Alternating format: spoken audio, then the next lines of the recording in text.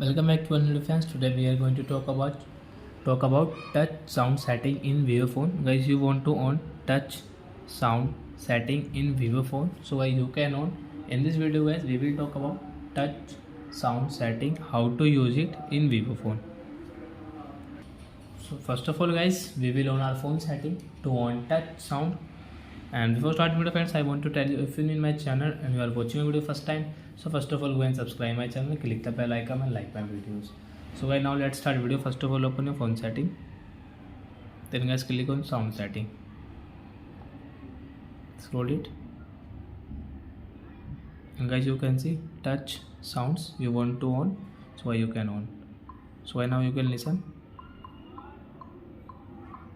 touch sound, guys, when you will touch any app, so you can listen your touch sound you can use.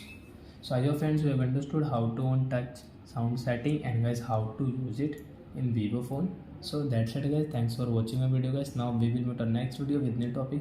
Before guys, please go and like and subscribe my channel.